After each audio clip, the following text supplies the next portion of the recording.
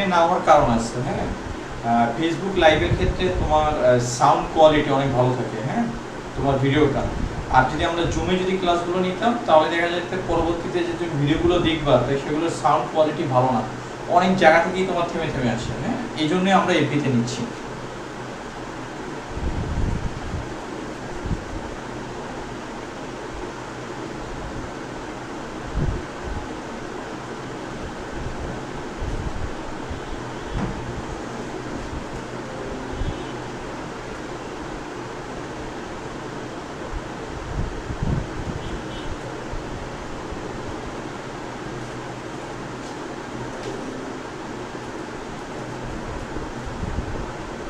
ওকে, attention, সবাই দেখো, আমরা মানে নেটের সমস্যার কারণে আমাদের এই লেট হচ্ছে। হ্যাঁ, শুধুমাত্র নেটের সমস্যার কারণে, আর কিছু না। একটু দেখো, আমরা গত ক্লাসে আমরা তুল্য সংখ্যা এবং তুল্য ভর নিয়ে কথা বলছি। এখানে কিছু ব্যতিক্রম কিছু ঘটনা দেখবো। যেমন হচ্ছে আমি যদি অ্যামোনিয়া তুল্য সংখ্যা, কারণ এগুলো আমাদের ম্যাথের জন্য দরকার হবে। হ্যাঁ, আমরা যদি অ্যামোনিয়া তুল্য সংখ্যা নির্ণয় করতে চাই NH3, তাহলে কিছু না, এর মধ্যে পানি যোগ করে দেব, মানে শর্টকাট টেকনিক বোঝার জন্য। অ্যামোনিয়াম হাইড্রোক্সাইড, এটা কয়টা ওইস তোমার কি করে ডোনেট করতে পারে? কয়টা? এটা একটা। এটা কয়টা ওইস ডোনেট করে? একটা। ফলে এই অ্যামোনিয়া তুল্য সংখ্যা কত হবে? অ্যামোনিয়া তুল্য সংখ্যা কত হবে? 1 হবে। অন্যভাবেও করা যায়, বাট আমরা সবার জন্য একই রকম নিয়ম। আমরা মনে করো কার্বন ডাই অক্সাইডের জন্য বোঝা ট্রাই করো। হ্যাঁ, আমরা জুমটা বাদ দিছি তোমাদের নিজেদের জন্যই বলছি। হ্যাঁ, তোমাদের নিজেদের জন্যই ভালো হবে। আমি যদি কার্বন ডাই অক্সাইডের তুল্য সংখ্যা যদি বলি, এটা কার্বন ডাই অক্সাইড, এটার মধ্যে পানি অ্যাড করে দাও, করবে কি? কার্বনিক অ্যাসিড তৈরি করবে। এটা বিক্রিয়ার সাথে CO2 ও CO3, আর এখানে হাইড্রোজেন তৈরি করে।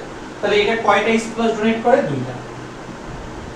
এটা দুটো H+ তৈরি করতে পারে। এজন্য এটা তুল্য সংখ্যা আমরা কত লিখব? আমি জুমের তোমার ভিডিওগুলো আমি দেখছি, হ্যাঁ, একবারে বাজে। এটা তুল্য সংখ্যাটা হচ্ছে তোমার কত? 2।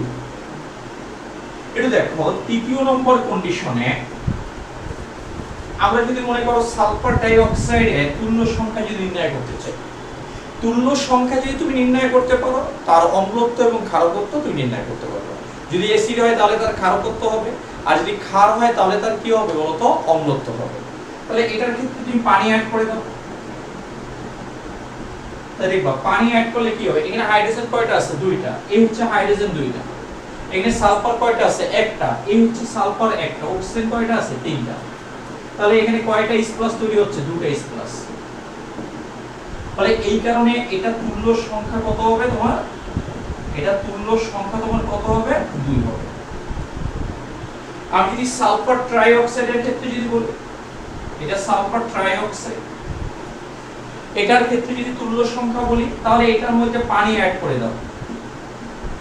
যদি ওটা অ্যাসিড বেস তৈরি হয়, যেমন অ্যামোনিয়া থেকে ক্ষার তৈরি হয়, এটা হচ্ছে অধাতুর অক্সাইড। অধাতুর অক্সাইড পানির সাথে বিক্রিয়া করে অলওয়েজ অ্যাসিড তৈরি করবে। তুমি দেখো এটার সাথে H2 তৈরি করে দাও, অ্যাড করে দাও, তাহলে এটা H2SO4 হবে। এটা কয়টা H+ তৈরি করে? দুইটা H+। এজন্য এটা তুল্য সংখ্যাটা হবে, এজন্য এটা তুল্য সংখ্যাটা হবে, তুল্য সংখ্যা হবে কত? দেখো এগুলো অন্যভাবেও করা যেত, কিন্তু আমি প্রত্যেকটার জন্য পানি অ্যাড করে দিচ্ছি। একই রকম ভাবে সবগুলো কি করা যায়, এই কারণে এই পদ্ধতির মাধ্যমে আমরা খুব সহজে এই যৌগগুলোর কি তুল্য সংখ্যাটা আমরা নির্ণয় করতে পারি। কারো কোনো ডাউট থাকলে বলতে পারো, কমেন্টসে জানাও তুমি বুঝতে পারছো কিনা।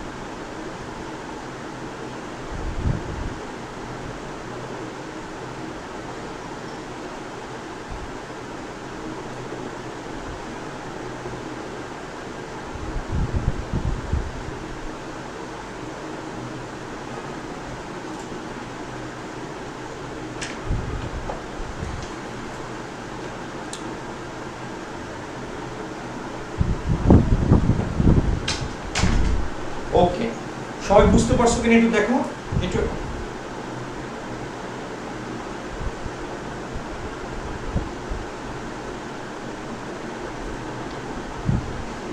এবং নেটে কোনো সমস্যা আছে কিনা দেখতে পারো নেট একটু বলো।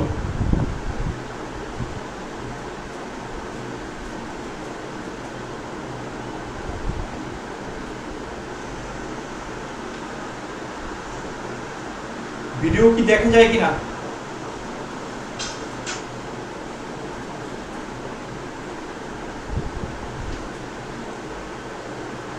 ওকে, সবাই একটু দেখো।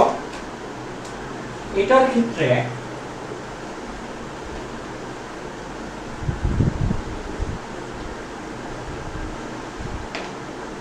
আমরা এখানে যদি মনে করো, আমরা এখন একটা বিক্রিয়া কনসিডার করব। দেখো এটা একটা অ্যাসিড, এটা মনে করো ক্ষারের সাথে বিক্রিয়া করবে। এটা অ্যাসিডটা ক্ষারের সাথে যদি বিক্রিয়া করে তাহলে তোমার এখানে তৈরি করবে কি লবণ, আর এখানে তৈরি করে কি পানি, এটা তুমি জানো।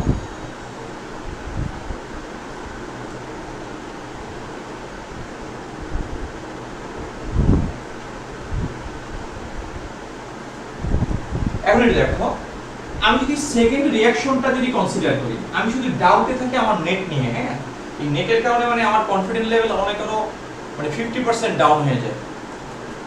একটু দেখো এখানে যদি আমি যদি এটা একটা ক্ষার ব্যবহার করি NH3 আর HCl, তুমি দেখো এটা অ্যাসিড আর এটা হচ্ছে বেস।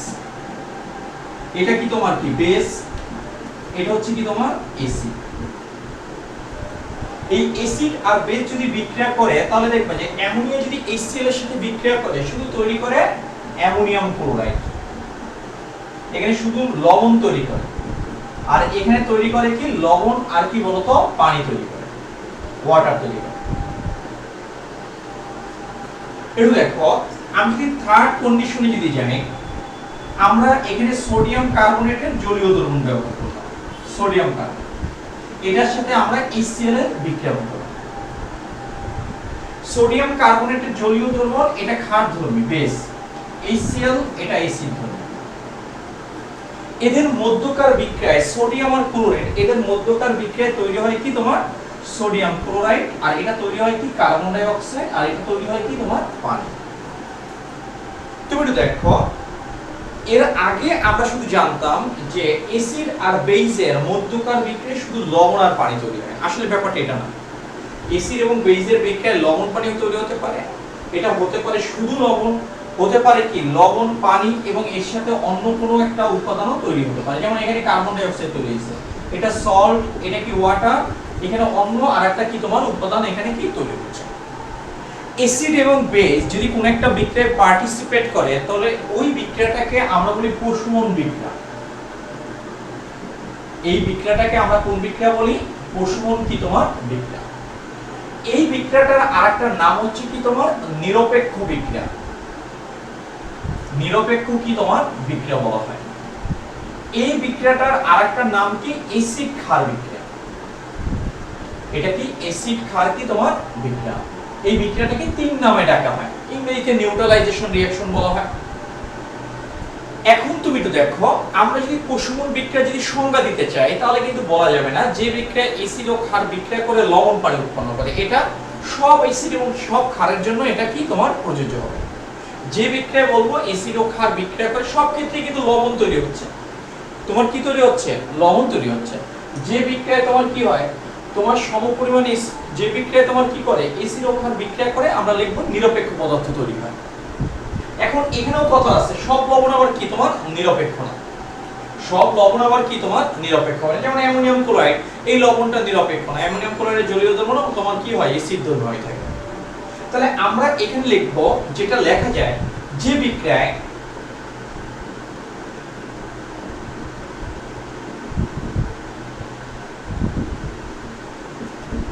দেখো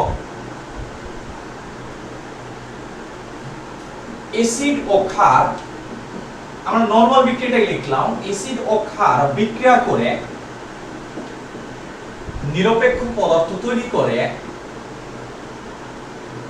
নিরপেক্ষ পদার্থ তৈরি করে, এটাকে অন্যভাবেও ডিফাইন করা যায়, আরো একটু কমপ্লিকেট মানে কমপ্লেক্স আকারে এটাকে আরো অন্যভাবে এটাকে আমরা রিপ্রেজেন্ট করতে পারি। আমরা সহজভাবে লিখলাম এসিড ও ক্ষার বিক্রিয়া করে নিরপেক্ষ পদার্থ তোমার উৎপন্ন করে, তাকে প্রশমন বিক্রিয়া বলে, তাকে প্রশমন বিক্রিয়া বলে। বইগুলোতে এভাবে দেওয়া আছে। এই পর্যন্ত তুমি উঠায় নাও, এই পর্যন্ত তুমি একটু উঠায় নাও। ওকে, এই পর্যন্ত একটু উঠায় নাও।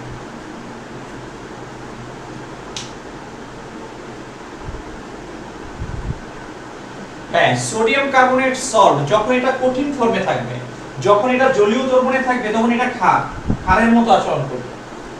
যখন এটা জলীয় দ্রবণে থাকবে তখন এটা কার মতো আচরণ করবে? ক্ষারের মতো। কথা বুঝছো?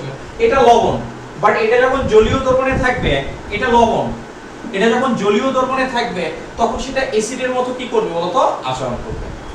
আমরা একটু সেকেন্ডে না লিখলাম।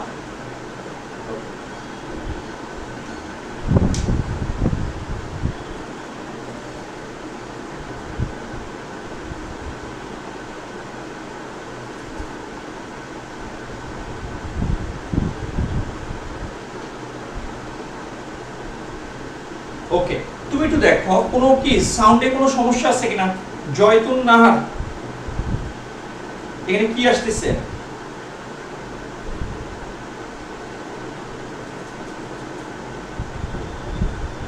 একটু একটু দেখো তো কোনো সমস্যা হচ্ছে কিনা সাউন্ডে। সাউন্ড ক্লিয়ার কিনা একটু বলো তো, সাউন্ড ক্লিয়ার কিনা?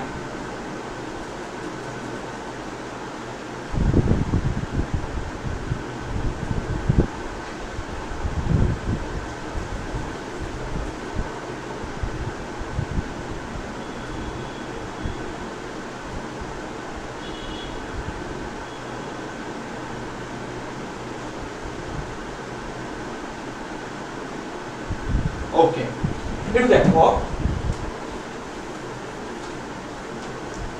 এখন আমরা একটা সূত্র আমরা শিখব। এটা দেখো এখানে আমরা ধরে নিলাম,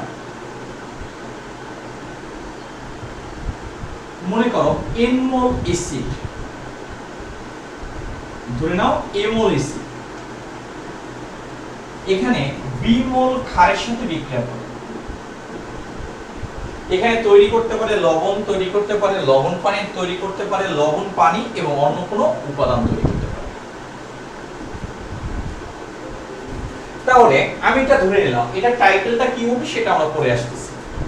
তাহলে এই বিক্রিয়ায় আমরা এটা দ্বারা a মোল অ্যাসিড, এটা হচ্ছে অ্যাসিডের মোল সংখ্যা, এই ছোট বি দ্বারা বোঝাচ্ছে কি? ক্ষারের মোল সংখ্যা। এরা বিক্রিয়া করে তোমার কি তৈরি করে? কোন একটা যৌগ উপাদান তৈরি করে, লবণ হতে পারে, লবণ পানি বা অন্য কোন একটা উপাদান তৈরি করতে পারে। তাহলে এখানে অ্যাসিডের মোল সংখ্যা আমি কি লিখতে পারি? এখানে অ্যাসিডের মোল সংখ্যা, এখানে আমরা অ্যাসিডের মোল সংখ্যাকে রিপ্রেজেন্ট করি আমরা কি দ্বারা? শুধু n, যেহেতু এটা অ্যাসিড এই কারণে আমরা এখানে কি লিখলাম? n, এ দ্বারা অ্যাসিড ইন্ডিকেট করে। n অ্যাসিডের মোল সংখ্যা কত? a, মোল সংখ্যার একক কি? মোল, এই কারণে আমরা লিখলাম m, এটা হচ্ছে 1। তুমি একটু বোঝার ট্রাই করো, এখানে ক্ষারকের মোল সংখ্যাটা কত দেখো, এটা হচ্ছে ক্ষারকের কি তোমার মোল সংখ্যা। তাই ক্ষারকের তোমার কি বলা হয় ইংরেজিতে? বেস। মোল সংখ্যা মানে n, এটা ক্ষারকের, এটা n।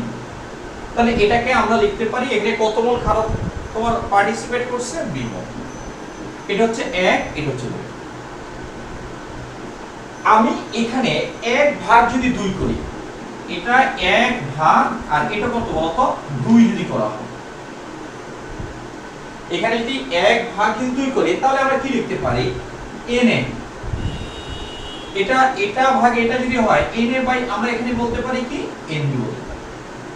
তাহলে আমরা এখানে বলতে পারি কি? a বাই কি বলতে পারি বলতো? b বলতে পারি। এটা আমরা লিখতে পারি। আমরা এখন যদি আর যদি গুণ করে দেই আর আর যদি গুণ করি, দেখো B N A equal to আমরা কি করতে পারি, এ এন বি লিখতে পারি। এটা আমরা কি B N A equal to কি লিখতে পারি, এ এন। তুমি দেখো আবার আমরা জানি কি, দেখো তো C equal to N by V. C equal to যদি n বাই ভি হয় তাহলে n ইকুয়াল টু কি হবে, v ইনটু কি বলতো সি। এই n টা যদি অ্যাসিডের মোল সংখ্যা যদি ইন্ডিকেট করে, এই n দ্বারা যদি অ্যাসিডের মোল সংখ্যা ইন্ডিকেট করে, তাহলে v দ্বারা কি হবে, অ্যাসিডের আয়তন ইন্ডিকেট করবে, আর c দ্বারা কি অ্যাসিডের ঘনমাত্রা ইন্ডিকেট করবে। তাহলে এই n এর জায়গায় আমরা আসলে কি লিখতে পারি, n এর জায়গায় আমরা লিখতে পারি কি বলতো, v ইনটু সি। যেহেতু এটা কি অ্যাসিডের মোল সংখ্যা, তাহলে এই আয়তনটাকে আমরা লিখব কি অ্যাসিডের আয়তন। তাহলে এই ঘনমাত্রাটাকে আমরা লিখব কি অ্যাসিডের কি বলতো ঘনমাত্রা।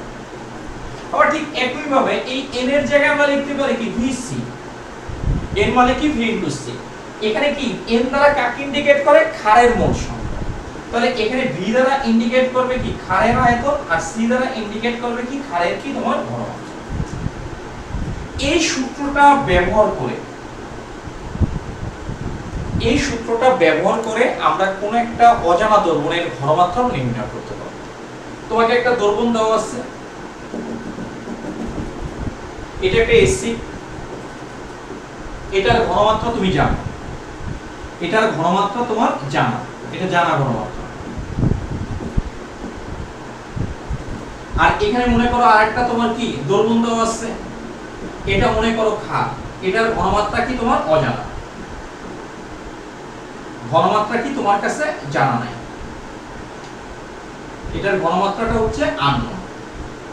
এই অ্যাসিড আর বেস বিক্রিয়া করে এই সূত্রের সাহায্যে আমরা এই জানা ঘনমাত্রার দ্রবণের সাহায্যে এই যে অজানা ঘনমাত্রার দ্রবণের ঘনমাত্রাটা নির্ণয় করার জন্য আমরা এই সূত্রটা আমরা কি করতে পারবো, ব্যবহার করতে পারবো। এটা কি জানা ঘনমাত্রা, একটা অ্যাসিড এবং এটা কি ক্ষার, কার মধ্যে বিক্রিয়া, অ্যাসিড এবং ক্ষারের মধ্যে বিক্রিয়া। এটার মাধ্যমে কি হবে, অজানা দ্রবণের ঘনমাত্রা নির্ণয় করতে হবে। এটা নির্ণয় করার জন্য কার কার দরকার হবে, অ্যাসিড এবং কার দরকার হবে, ক্ষারের। অ্যাসিড এবং ক্ষারের যদি দরকার হয় তাহলে কি হবে, একটার ঘনমাত্রা তোমার নোন হতে হবে, জানা থাকতে হবে, আর একটার ঘনমাত্রা কি থাকতে হবে, অজানা থাকতে হবে। তাই জানা ঘনমাত্রার সাথে অজানা ঘনমাত্রার দ্রবণের আমরা ঘনমাত্রাটা ক্যালকুলেশন করার জন্য আমরা এই সূত্রটা আমরা কি করতে পারবো, ব্যবহার করতে পারবো।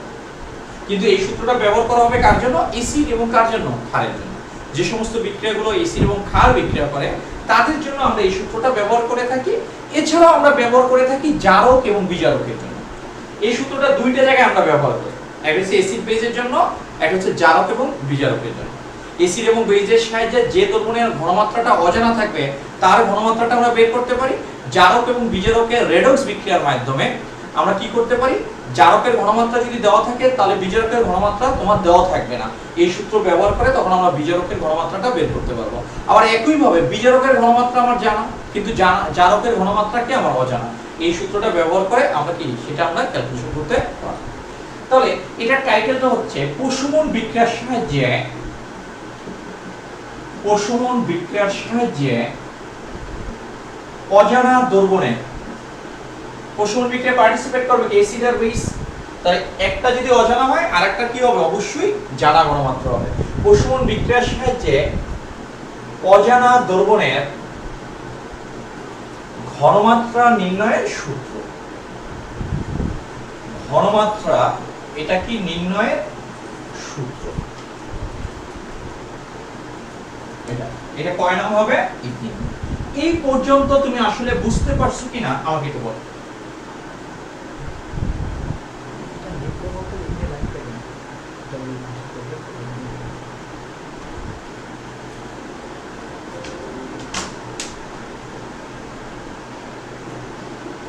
দেখো এটা বুঝতে পারছো কিনা।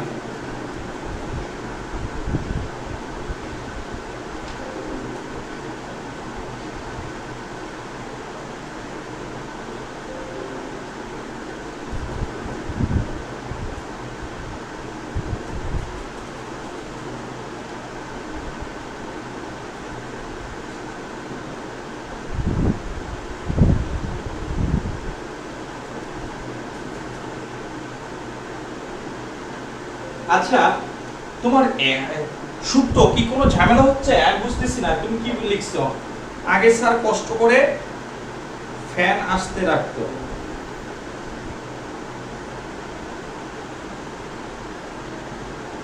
আচ্ছা তুমি আসলে কি বুঝাচ্ছ আমি বুঝতেছি না। হ্যাঁ একটু ক্লিয়ার করো, যদি ভিডিও ক্লিয়ার যদি না হয় একটু বলো।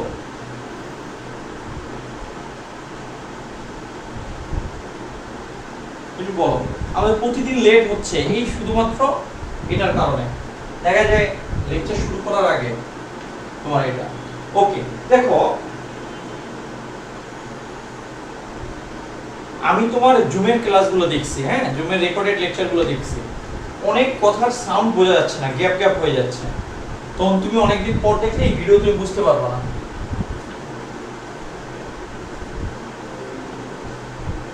তুমি এটা দেখো তাহলে ৩ নং সমীকরণটা আমাদের কি হবে, এখানে যে এ আর বি এটা অবশ্যই স্মল এ এবং স্মল কি হবে বলতো বি হবে। তাহলে এটা দেখো ৩ নং সমীকরণের সাহায্যে ৩ নং সমীকরণের তোমার সাহায্যে আমরা কি করতে পারবো, অজানা দ্রবণের ঘনমাত্রা, এটা কাদের জন্য হবে, অ্যাসিড বেস মানে অ্যাসিড এবং ক্ষারকের বিক্রিয়ার জন্য। অথবা এই সূত্রটা ব্যবহার করা যাবে কি, অথবা ব্যবহার করা যাবে কার জন্য, জারক এবং বিজারকের মধ্যকার বিক্রিয়ার জন্য, এটা ব্যবহার করতে পারবে। হ্যাঁ ঘনমাত্রা নির্ণয় করা যায়, আমরা দেখাই দেবো সবগুলো। হ্যাঁ আমি যা সূত্রগুলো একটু গুছিয়ে আনতে চাই কিছু না।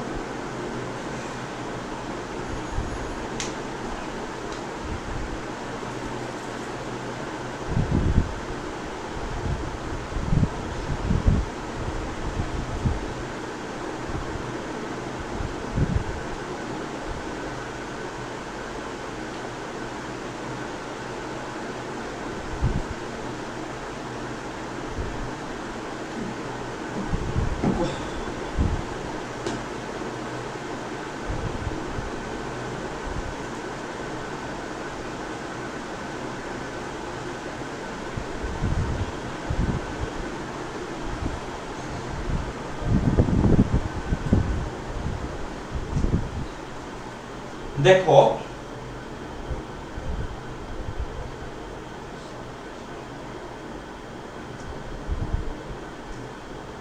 আচ্ছা এটা হচ্ছে ফ্যানের সাউন্ড হতে পারে। হ্যাঁ হ্যাঁ সামিয়া তোমার কথা আমি বুঝতে পারি নাই। আচ্ছা হ্যাঁ আমি বলছি যে এস এ আর বি এটা হবে অলওয়েজ স্মল আকারে লিখতে হবে। এটাকে তোমার কি, এটা হবে কি অ্যাসিডের কি তোমার কি মোল সংখ্যা, আর বিটা হবে কি তোমার ক্ষারকের কি তোমার মোল সংখ্যা। এটা অবশ্যই ছোট আকারে লিখতে হবে এ আর বিটা। হ্যাঁ আমরা ফ্যানটা আমরা কমাই দিচ্ছি। হ্যাঁ এখন আশা করি কি করব দাদা, যেখানে এ হচ্ছে অ্যাসিডের মোল সংখ্যা, এটা হচ্ছে অ্যাসিডের মোল সংখ্যা, আর এখানে বি হচ্ছে অথবা ভি এ, এখানে লিখে দিলাম অ্যাসিডের আয়তন। যদি জারক আর বিজারক হয় তখন জারকের ক্ষেত্রে বলতে হবে, এটা হবে কি অ্যাসিডের আয়তন। আমরা যখন ম্যাথ করব তখন তোমাকে ক্লিয়ার করে দেব। আর এটা সি এ হচ্ছে অ্যাসিডের কি তোমার ঘনমাত্রা, এটা ঘনমাত্রা। বি হচ্ছে ক্ষারকের মোল সংখ্যা, এটা কি ক্ষারকের কি তোমার মোল সংখ্যা। একটু বোঝার ট্রাই করো। এখানে আমরা যদি মনে করো ভিবি লিখি তাহলে আমরা লিখতে পারি কি এটা ক্ষারকের আয়তন।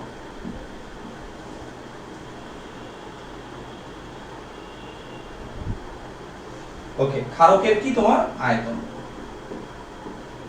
আর এটা কি বলতো সিবি হচ্ছে ক্ষারকের কি ঘনমাত্রা,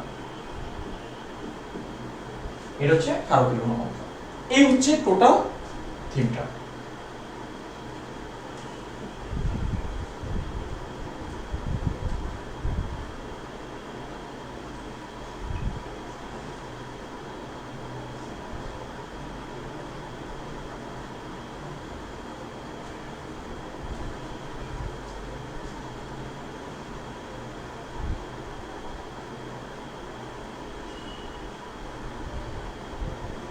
আচ্ছা সামিয়া, আমি যেটা লিখছি সেটা তো তুমি ঠিকই লিখছি, ভিবি।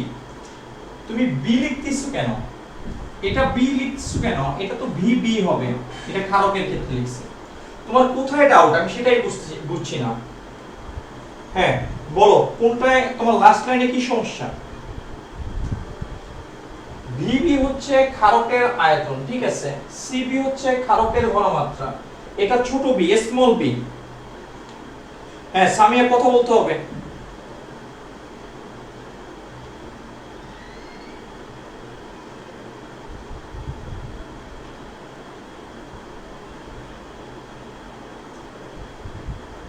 হ্যাঁ কারো কোনো ডাউট থাকলে বলতে পারো।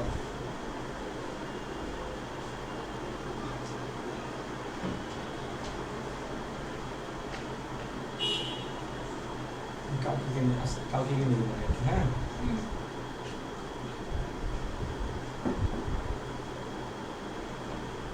ওকে, অ্যাটেনশন সবাই একটু দেখো।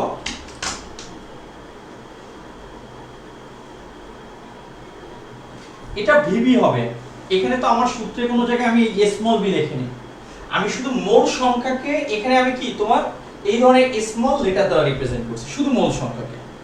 অ্যাসিডের মোল সংখ্যাকে তোমার কি স্মল এ দ্বারা রিপ্রেজেন্ট করা হচ্ছে, ক্ষারকের মোল সংখ্যাকে স্মল বি দ্বারা রিপ্রেজেন্ট করা হচ্ছে। এছাড়া যা আছে সব ক্যাপিটাল, এছাড়া যা আছে সব কি হবে বলতো? ক্যাপিটাল হবে। একটু দেখো,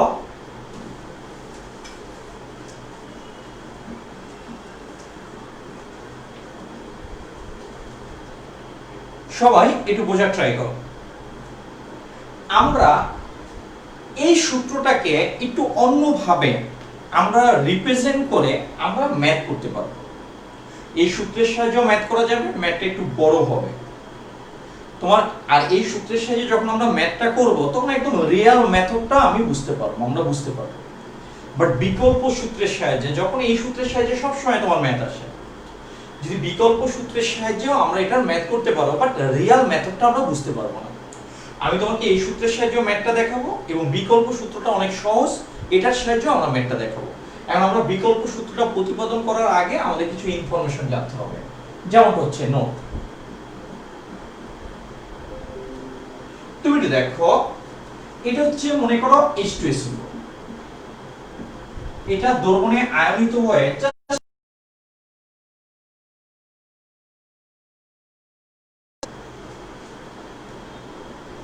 আমি ধরি যে এটার মোল সংখ্যা আছে কত?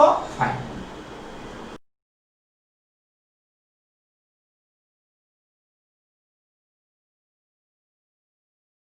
হয় কি তার দ্বিগুণ পরিমাণ। এটা যদি দুটো ভাঙে এটা তৈরি হবে কি তার দ্বিগুণ, কত? 4। এটা যদি পাঁচটা ভাঙে এটা তৈরি হবে কত?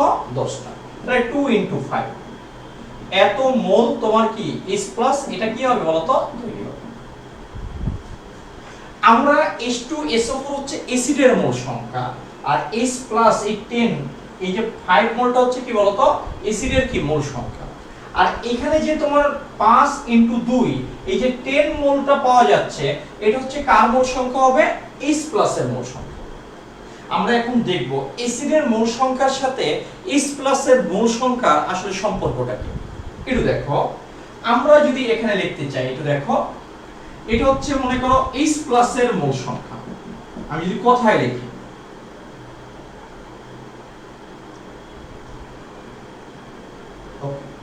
একটু দেখো H+ এর কি তোমার মোল সংখ্যা বোঝা ট্রাই করব। এটা কত পাওয়া গেছে? 2 * কত? 5 = কত? এত মোল। একটু বোঝা ট্রাই করো। এই 2 দ্বারা আমরা আসলে ইন্ডিকেট করে কি বলতো? এই অ্যাসিডের কি বোঝা যায় বলতো? এই অ্যাসিডের তুল্য সংখ্যা। এই অ্যাসিডটা কয়টা H+ ডোনেট করতে পারে? 2টা। এই 2 দ্বারা ইন্ডিকেট করে কি অ্যাসিডের কি তোমার তুল্য সংখ্যা। তাই 2 দ্বারা রিপ্রেজেন্ট করে কি অ্যাসিডের তুল্য সংখ্যা, অ্যাসিডের কি তুল্য সংখ্যা। বোঝা ট্রাই করব। আর এখানে 5 দ্বারা ইন্ডিকেট করে কি দেখো, 5 দ্বারা এই বিক্রিয়ায় কি হবে বলতো? অ্যাসিডের মোল সংখ্যা। আমি আবার বলছি, 2 দ্বারা ইন্ডিকেট করে কি এই অ্যাসিডটা কয়টা H+ ডোনেট করে। আমরা তুল্য সংখ্যা অ্যাসিডের ক্ষেত্রে কি বের করছি? একটা অ্যাসিড যে কয়টা H+ ডোনেট করতে পারে। তাহলে এটা H প্লাস ডোনেট করে কত দুইটা, তাহলে এই দুই দ্বারা ইন্ডিকেট করতে পারি এসিডের তুল্য সংখ্যা। মানে আমি বিক্রিয়ার সাহায্য ব্যতীত আমি শর্টকাটে কিভাবে বের করব, এটার জন্য এই ফর্মুলাটা। আর 5 দ্বারা ইন্ডিকেট করে কি তোমার এসিডের কি বলতো মোল সংখ্যা। এসিডের কি হয় বলতো মোল সংখ্যা। তাহলে এখানে ইকুয়াল টু আমরা লিখতে পারি কি H প্লাস এর তোমার কি লিখতে পারি বলতো মোল সংখ্যা আমরা লিখতে পারি। অর্থাৎ যে কোনো এসিডের তুল্য সংখ্যা দিয়ে ওই এসিডের মোল সংখ্যা আমরা যদি গুণ করি তাহলে ওই এসিডের ক্ষেত্রে আমরা H+ এর মোল সংখ্যাটা আমরা পেয়ে যাব। যে কোনো এসিডের তুল্য সংখ্যাকে ওই এসিডের মোল সংখ্যা দ্বারা যদি গুণ করি তাহলে যে মানটা পাবো ওই এসিডের কি H+ এর মোল সংখ্যা পেয়ে যাব। তুমি দেখো এটাকে যদি আমি ম্যাথমেটিক্যাল ভাবে রিপ্রেজেন্ট করি মোল সংখ্যা n কার H+, তুল্য সংখ্যাকে রিপ্রেজেন্ট করে ই দ্বারা। তুল্য সংখ্যা কি তোমার কি দ্বারা রিপ্রেজেন্ট করে ই দ্বারা, এটা হচ্ছে ই দ্বারা রিপ্রেজেন্ট করে। আর এটা কি এসিডের মোল সংখ্যা তাহলে n এ, তাহলে ফর্মুলাটা দাঁড়ায় কি NH+ ইকুয়াল টু আমরা কি বলতে পারি E into n। NH+ equal to আমরা লিখতে পারি কি E ইনটু n, অর্থাৎ H+ এর মোল সংখ্যাটা হবে তোমার কি হবে একটা এসিডের মোল সংখ্যা, একটা এসিডের মোল সংখ্যার সাথে ওই এসিডের তুল্য সংখ্যা যদি গুণ করা হয় তাহলে ওই এসিডের টোটাল কয়টা H+ আছে সেটা আমরা কি করতে পারবো ক্যালকুলেশন করতে পারবো। দেখো এই পর্যন্ত তোমার কোনো ডাউট আছে কিনা, তারপর আমরা টপিক আগাবো।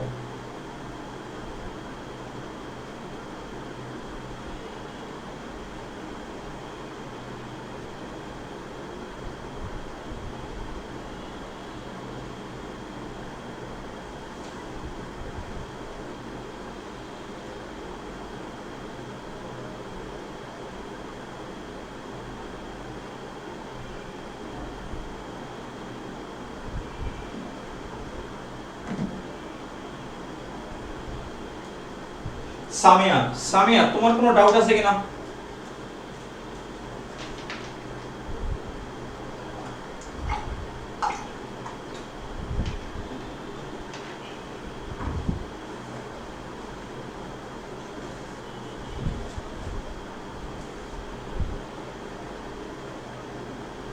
ওকে, একটু দেখো আমরা এখানে লিখছি H2SO4, এটা ভেঙে দুটো H+ আর সালফেট তৈরি করে।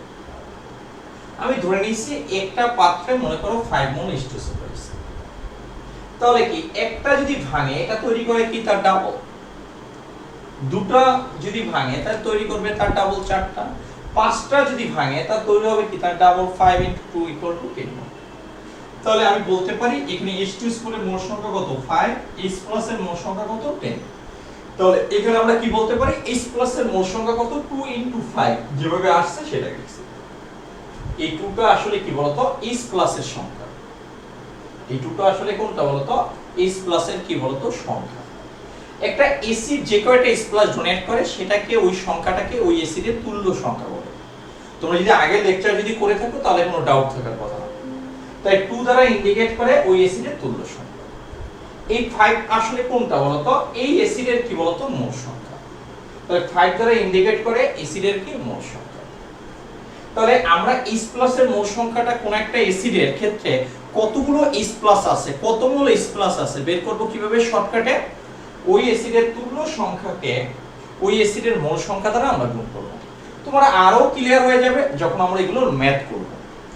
তাই মোল সংখ্যাকে রিপ্রেজেন্ট করে n, কার মোল সংখ্যা H+, এই কারণে n সাফিক্স কি হবে H+। তুল্য সংখ্যা কি তোমার রিপ্রেজেন্টেড বাই কি e, এই কারণে এখানে আনছি কি e, আর এটা কার মোল সংখ্যা এসিডের, মোল সংখ্যাকে রিপ্রেজেন্ট করে n দ্বারা, কার এসিডের, ফলে n।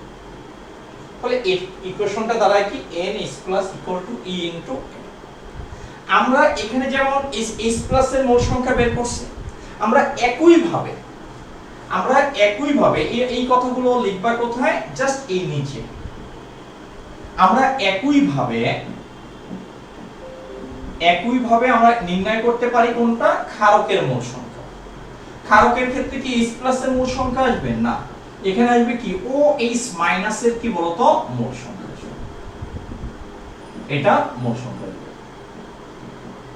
ইকুয়াল টু তোমার এখানে ইন্ডিকেট করবে কি ক্ষারকের কি বলতো তুল্য সংখ্যাকে আমি যদি কোনো একটা ক্ষারক নিয়ে যদি ক্যালকুলেশন করি মনে করো ক্যালসিয়াম হাইড্রোক্সাইড তাহলে ঠিক অনুরূপভাবে একই রকম আসবে। তো এই ক্ষারকের কি মোল সংখ্যাকে বা ক্ষারকের তুল্য সংখ্যাকে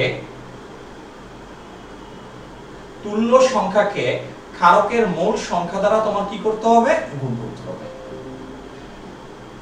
ক্ষারকের মোল সংখ্যা দ্বারা তোমার গুণ করতে হবে। তাহলে কোন ক্ষারকের তুল্য সংখ্যাকে ওই ক্ষারকের মোল সংখ্যা দ্বারা গুণ করলে তাহলে আমরা বুঝতে পারবো ওই ক্ষারকটায় কত মোল OH মাইনাস আয়ন কি আছে বলতো প্রেজেন্ট আছে। তাহলে এটাকে আমি যদি তোমার সিম্বলিক টার্মে যদি প্রেজেন্ট করি তাহলে আমি বলতে পারি মোল সংখ্যা n এটা কার OH মাইনাস ক্ষারকের তুল্য সংখ্যা কি ই দ্বারা রিপ্রেজেন্ট করে। তো এটা কার মোল সংখ্যা ক্ষারকের, তাহলে এটা কি হয় NP। তাহলে আমরা জাস্ট এই ইকুয়েশনটা আমরা আসলে লিখতে পারি। এটা আমরা কি বলতো লিখতে পারি ক্ষারকের জন্য আমরা লিখতে পারি এটা, আর এসিডের জন্য আমরা লিখতে পারি কোনটা বলতো এটা। তুমি দেখো এই পর্যন্ত কোনো ডাউট আছে কিনা, ফাইনাল কোনো ডাউট আছে কিনা একটু দেখো। তোমার মার্জি কোনো ডাউট আছে কিনা?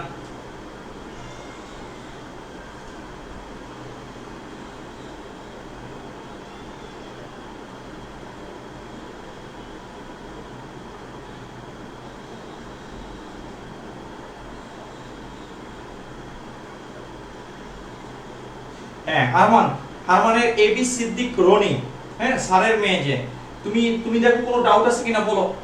তোমার কমেন্টস আমি দেখি না, আমি আবার বলছিলাম। ওকে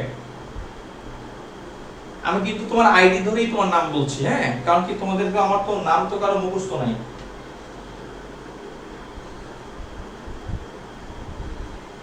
হ্যাঁ ডাইরেক্টলি অ্যাপ্লাই করতে পারবা আমাকে, হ্যাঁ একটু ওয়েট করো জিয়া তুমি পেয়ে যাবে। হ্যাঁ ওকে তুমি একটু দেখো ডাইরেক্টলি করা যাবে, এটা তো ম্যাথমেটিক্যালি তোমার কি প্রুফ, এগুলো ডাইরেক্টলি করা যাবে। এখন দেখো আমরা এই জিনিসটাকে একটু ডিলিট করে দিতে চাই। এখন দেখো বিকল্প পদ্ধতিতে অজানা দ্রবণের ঘনমাত্রা নির্ণয় আমরা কিভাবে করব বিকল্প পদ্ধতি অ্যাপ্লাই করে। এটা দেখো বিকল্প পদ্ধতিতে আমরা দুটোই শিখতে হবে। প্রথমটা একবারে রিয়েল মেথড, ওই মেথডের সাথে আসলে আসল থিমটা তুমি বুঝতে পারবে।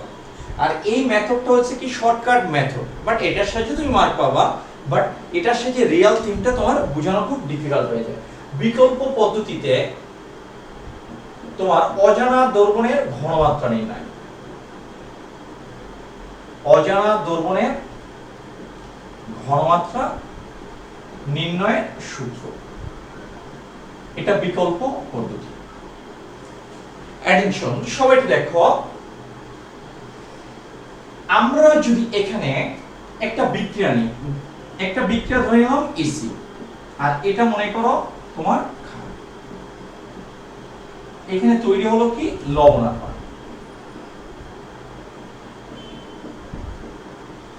আমি এখানে দর্শক আয়ন নিয়ে আমরা কথা বলবো, জারণ বিজারণ সেটা নিয়ে ডিটেইলস কথা বলতে হবে। তুমি হয়তো বা সামান্য জানো, বাট এটা নিয়ে ডিটেইলস কথাবার্তা বলা হবে। তুমি দেখো এটা আমরা জানি এটা জলীয় দ্রবণে এগুলো আয়নিত অবস্থায় থাকে, এটা আয়নিত অবস্থায় থাকে। আমরা এখানে দর্শক আয়নটা ফোকাস করব না, বলে যাব যে এটা দর্শক আয়ন। এখানে দেখো এটা আয়নিত অবস্থায় থাকলে, জলীয় অবস্থায় থাকলে এটা অলওয়েজ আয়নিত ফর্মে থাকে। সোডিয়াম হাইড্রোক্সাইড থেকে Na+ আর এটা কি বলতো OH-। তাহলে এখানে তোমার তৈরি হয় কি তোমার সোডিয়াম ক্লোরাইড, আর এখানে তৈরি হয় কি বলতো পানি। এই বিক্রিয়ায় তোমার কি হয় Na+ আর Cl- টা দর্শক আয়ন, এটা দর্শক আয়ন। কেন এটা দর্শক আয়ন সেটা আমরা পরে বলবো, এখানে আমরা ফোকাস না করব। দর্শক আয়ন দ্বারাই যারা বিক্রিয়ায় পার্টিসিপেট করে না, যাদের জারণ সংখ্যার পরিবর্তন হয় না, যারা তোমার কি হয় বলতো বিক্রিয়কে তোমার কি তোমার বিক্রিয়কে তাদের কি অবস্থান যেভাবে থাকে উৎপাদক তাদের অবস্থানটা একই ভাবে থাকে। তাহলে তোমার এখান থেকে তোমার কি হয়, তাহলে বিক্রিয়াটা আসলে করে কি বলতো H+ আর OH-। আমি যদি দর্শক আয়ন বাদ দিয়ে লিখি, এটা কি দর্শক আয়ন, আমি যদি বাদ দিয়ে যদি বিক্রিয়াটাকে উপস্থাপন করি, তাহলে এখানে মূলত বিক্রিয়াটা করে কি H+ আর কে করে বলতো OH-। এটা কেন বিক্রিয়ায় পার্টিসিপেট করতেছে না সেগুলো আমরা পরে আমরা ব্যাখ্যা করে দেব। তাহলে এটা বিক্রিয়া করে তোমার তৈরি করে কি তোমার পানি, এটা বিক্রিয়া করে তোমার তৈরি করে কি পানি। এই বিক্রিয়া থেকে দেখা যায় 1 মোল H প্লাস, কত মোল H প্লাস 1 মোল, এটা সহগ কত, এটাও কত বলতো 1 মোল। এই বিক্রিয়া যে কোনো অ্যাসিড ক্ষার বিক্রিয়ায় 1 মোল H প্লাস 1 মোল OH মাইনাস এর সাথে বিক্রিয়া করে তোমার কি তৈরি করবে, 1 মোল পানি তৈরি করবে। এখন যদি তোমার এটা H2SO4 হয় তখন তার কনসেপ্ট আলাদা হয়ে যাবে, তখন তোমার 2 মোল হলে এখানে কি তোমার ওই অনুযায়ী ব্যালেন্স করে নিতে হয়। তাই এই বিক্রিয়া আমরা দেখতে যাচ্ছি কি যে একটা অ্যাসিড ক্ষার বিক্রিয়াটা যদি নিউট্রাল হয় তাহলে অলওয়েজ H প্লাস এর পরিমাণ এবং OH মাইনাস এর পরিমাণ অলওয়েজ সমান হবে। H প্লাস এর পরিমাণ আর OH মাইনাস এর পরিমাণটা অলওয়েজ কি হবে বলতো, সমান হবে। এই বিক্রিয়ায় H প্লাস কত মোল পার্টিসিপেট করে, 1 মোল। OH মাইনাস কত মোল পার্টিসিপেট করে, 1 মোল। H প্লাস এর মোল সংখ্যা আর OH মাইনাস এর মোল সংখ্যাটা অলওয়েজ কি হবে বলতো, সমান হবে। যদি ওই বিক্রিয়াটা তোমার কি হয়, প্রশমন বিক্রিয়া, অ্যাসিড ক্ষারকে তোমার কি সম্পূর্ণরূপে যদি নিউট্রালাইজড করে, অ্যাসিড ক্ষারকে যদি সম্পূর্ণরূপে প্রশমিত করে, তুমি যদি এরকম হয় এখানে অ্যাসিড আছে ক্ষার আছে, বাট এখানে অ্যাসিডের পরিমাণ বেশি কিন্তু ক্ষারের পরিমাণ কম, সেই ক্ষেত্রে হবে না। যদি তোমার এরকম হয় অ্যাসিডের পরিমাণ তোমার কি তোমার বেশি আছে, ক্ষারের পরিমাণ কম আছে, সেক্ষেত্রে হবে না। অথবা ক্ষারের পরিমাণ বেশি আছে, অ্যাসিডের পরিমাণ কম আছে, তাহলেও হবে না। এটা তার জন্য হবে যে বিক্রিয়ায় অ্যাসিডের H প্লাস এর মোল সংখ্যা এবং OH মাইনাস এর মোল সংখ্যাটা পরস্পর কি হবে বলতো, সমান। তাদের জন্যই আমরা কি হবে এই সূত্রটা আমরা প্রতিপাদন করব, তাদের জন্য এই সূত্রটা কি হবে প্রতিপাদন করব। এখন তুমি দেখো আমি তোমার কি এই বিক্রিয়ায় দেখা যাচ্ছে কি H প্লাস এর মোল সংখ্যা আর OH মাইনাস এর মোল সংখ্যা কি তোমার সমান। যদি কোন একটা দ্রবণ অ্যাসিড ক্ষারকে মিশালে যদি দ্রবণটা যদি নিউট্রাল হয় তখন ওই দ্রবণের টোটাল H প্লাস এর সংখ্যা এবং ওই দ্রবণের টোটাল OH মাইনাস এর সংখ্যা অলওয়েজ কি হবে, ইকুয়াল হবে। এইজন্য ওই দ্রবণটা কি তোমার নিরপেক্ষ। আর যদি ওই দ্রবণে H প্লাস এর সংখ্যা যদি বেশি হয়, OH মাইনাস এর সংখ্যা যদি তোমার কি হয় কম হয়, তাহলে ওই দ্রবণটা অ্যাসিডীয় হবে। যদি ওই দ্রবণে কি হয় OH মাইনাস এর সংখ্যা যদি বেশি হয়, H প্লাস এর সংখ্যা যদি তোমার কম হয়, তাহলে ওই দ্রবণটা কি হয় ক্ষারীয় হয়। যদি H প্লাস আর OH মাইনাস এর সংখ্যা যদি সমান হয়ে যায় তখন ওই দ্রবণটাকে আমরা কি বলি, নিরপেক্ষ দ্রবণ। আমরা কার জন্য বলি, আমি ওই অ্যাসিড এবং ক্ষারকে মিশাবো যাদেরকে মিশালে দ্রবণটা কি হবে, নিরপেক্ষ হবে, তাদের জন্য আমরা এটা কি করতেছি, প্রমাণ করতেছি। এখানে একটু দেখো, এখানে দেখো এখানে 1 মোল H প্লাস আয়ন 1 মোল OH মাইনাস আয়নকে প্রশমিত করে বা 1 মোল OH মাইনাস আয়নের সাথে বিক্রিয়া করে,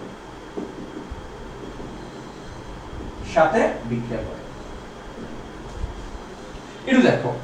তাহলে আমি যদি এই জিনিসটাকে আমি যদি ম্যাথমেটিক্যালি যদি প্রমাণ করতে চাই তাহলে আমি বলতে পারি এই বিক্রিয়ায় অ্যাসিডের মোল সংখ্যা মানে H প্লাস এর মোল সংখ্যা এবং OH মাইনাস এর মোল সংখ্যাটা অলওয়েজ কি এই বিক্রিয়ায় কি সমান। তাহলে H প্লাস এর মোল সংখ্যা কত, এটাকে রিপ্রেজেন্ট করি কি NH প্লাস। OH মাইনাস এর মোল সংখ্যাটা কত, এটাকে বলি কি NOH মাইনাস। তোমার কি হবে H প্লাস এর মোল সংখ্যা আর OH মাইনাস এর মোল সংখ্যাটা কি তোমার অলওয়েজ কি হবে বলতো, ইকুয়াল। এটা যদি ইকুয়াল হয় তাহলে তোমার কি দ্রবণটা অলওয়েজ কি হবে বলতো, নিরপেক্ষ। দ্রবণটা কি হবে, নিরপেক্ষ। আমরা ওই অ্যাসিড ক্ষারকে মিশাবো যে অ্যাসিড ক্ষারকে মিশালে আমার দ্রবণটা নিরপেক্ষ হবে, ওই নিরপেক্ষ দ্রবণের জন্য আমাদের এই সূত্রটা আমরা এস্টাবলিশ করব। তুমি একটু দেখো H প্লাস এর মোল সংখ্যাটাকে আমরা কি লিখে আসছি, H প্লাস এর মোল সংখ্যাটা আমরা কি লিখছিলাম, H প্লাস এর মোল সংখ্যাটা আমরা লিখছিলাম কোনটা, অ্যাসিডের তুল্য সংখ্যা ইনটু অ্যাসিডের কি বলতো মোল সংখ্যা। OH মাইনাস এর মোল সংখ্যাটা আমরা লিখছিলাম কি তোমার কি তোমার ক্ষারের মোল তুল্য সংখ্যা ইনটু আমরা কি লিখছিলাম বলতো, ক্ষারের কি তোমার মোল সংখ্যা, এটা আমরা লিখছিলাম। এর আগে H2SO4 দিয়ে এরকম লিখছিলাম H প্লাস এর মোল সংখ্যাটা হবে ওই অ্যাসিডের মোল তুল্য সংখ্যাকে ওই অ্যাসিডের মোল সংখ্যা দ্বারা যদি গুণ করা হয় তাহলে H প্লাস এর কি তোমার মোল সংখ্যা পাওয়া যাবে। আমি এখানে কি লিখছি OH মাইনাস এর মোল সংখ্যাটা হবে কি ক্ষারের তোমার কি মোল তুল্য সংখ্যাকে ক্ষারের মোল সংখ্যা দ্বারা আমি যদি গুণ করি তাহলে তোমার কি হবে OH মাইনাস এর কি পাওয়া যাবে, মোল সংখ্যা। তাহলে আমি সূত্রটাকে এভাবে লিখতে পারি। তুমি একটু দেখো এই পর্যন্ত আসলে তুমি বুঝতে পারছো কিনা। আমি যদি কথাটাকে আবার রিপিট করি তাহলে আমি বলি এটা একটা পশুমন বিক্রিয়া, এখানে 10 আয়ন Na+ এবং Cl- আছে, এরা বিক্রিয়ায় পার্টিসিপেট করে না, বিক্রিয়ায় পার্টিসিপেট করছে কি H+ আর কে OH- আয়ন, H+ আর OH- মিলে কি হয় পানি। যদি কোন একটা বিক্রিয়া যদি নিরপেক্ষ বিক্রিয়া হয় তাহলে একটা নিরপেক্ষ দ্রবণের ক্ষেত্রে অলওয়েজ তোমার H+ এর মোল সংখ্যা এবং OH- এর মোল সংখ্যা অলওয়েজ তোমার কি হবে ইকুয়াল হবে। আমরা ওই ধরনের অ্যাসিড ক্ষারকে মেশানোর ফলে যদি নিরপেক্ষ দ্রবণ পাই, ওই নিরপেক্ষ দ্রবণের জন্য আমরা একটা সূত্র এস্টাবলিশ করি। যদি দ্রবণটা অ্যাসিডীয় হয়, দ্রবণটা যদি ক্ষারীয় হয়, তার জন্য আমাদের এই সূত্রটা এস্টাবলিশ করা যাবে না। ওকে, এটা ইকুয়াল টু এটা লেখা যাবে না। অ্যাসিডীয় হলে H+ এর মোল সংখ্যা বেশি থাকবে, আর ক্ষারীয় হলে OH- এর মোল সংখ্যা বেশি থাকবে। এটাকে ইকুয়াল টু আমরা একটু আগে আমরা প্রমাণ করে আসছি। H+ এর মোল সংখ্যাটা হচ্ছে কি ওই অ্যাসিডের কি তুল্য সংখ্যাকে যদি আমি ওই অ্যাসিডের মোল সংখ্যা দ্বারা গুণ করি, তোমার OH- এর মোল সংখ্যাটা হবে কি ওই ক্ষারের তোমার কি তুল্য সংখ্যাকে ওই ক্ষারের মোল সংখ্যা দ্বারা আমরা যদি গুণ করি। অর্থাৎ এখানে আমরা কি বলতে পারি, দেখো এখানে আমরা কি বলতে পারি, অর্থাৎ এখানে আমরা কি বলতে পারি, ই মানে হচ্ছে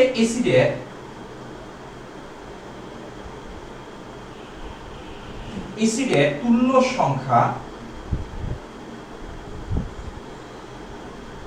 ইনটু অ্যাসিডের কি মোল সংখ্যা, অ্যাসিডের মোল সংখ্যা। ই দ্বারা ইন্ডিকেট করে ক্ষারকের তোমার তুল্য সংখ্যা ইনটু ক্ষারকের কি মোল সংখ্যা, অলওয়েজ ইকুয়াল হয়। তুমি এখন বলো যে আমার কথাগুলো তুমি বুঝতে পারছো কিনা, এটা দ্বারা আসলে বলো যে তুমি বুঝতে পারছো কিনা।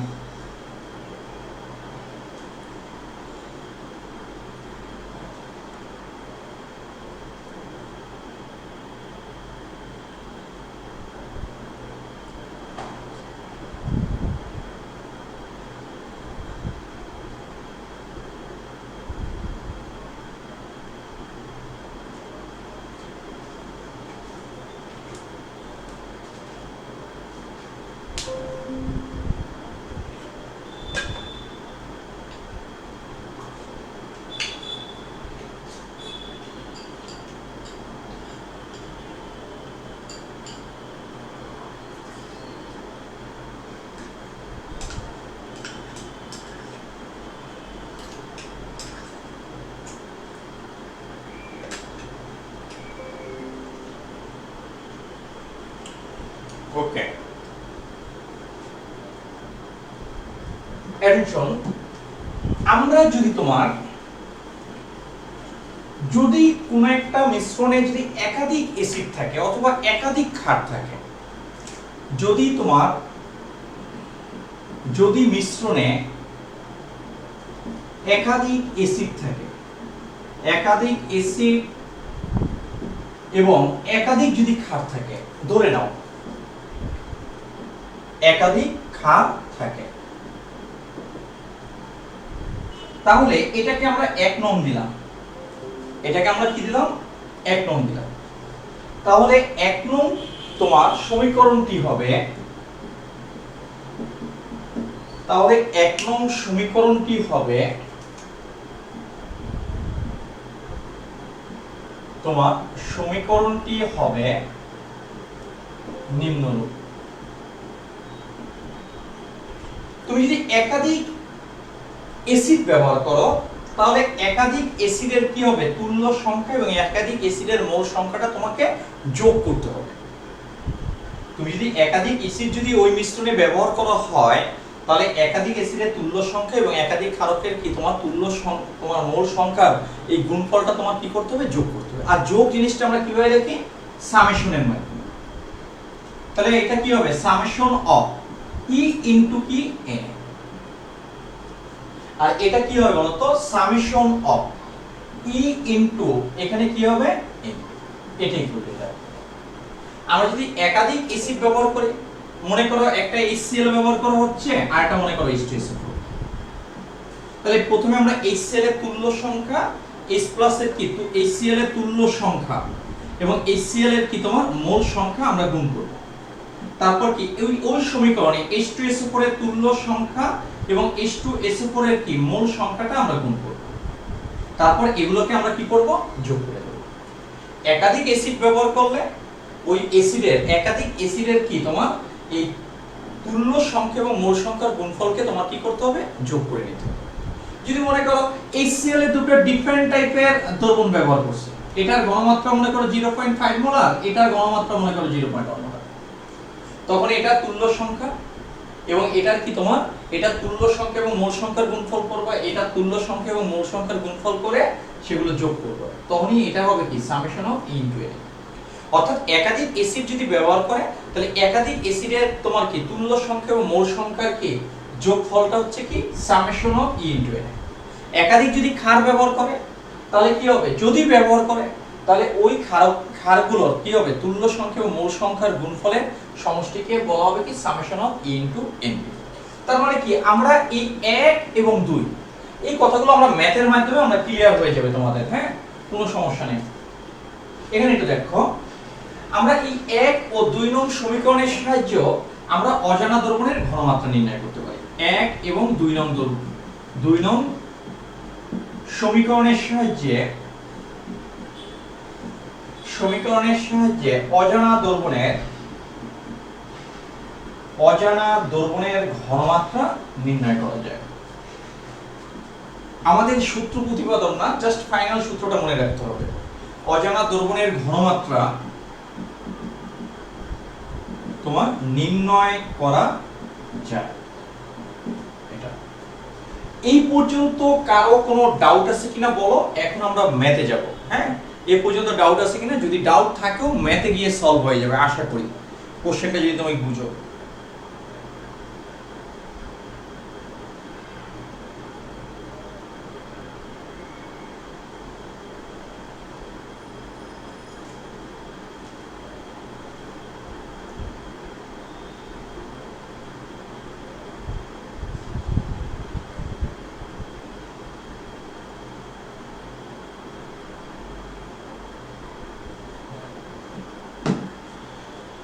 তুমি যদি দেখো, তুমি তো নিরপেক্ষ দ্রবণ, নিরপেক্ষ দ্রবণে কি হবে, আমি কোন ধরনের দ্রবণের জন্য বলছি নিরপেক্ষ দ্রবণ।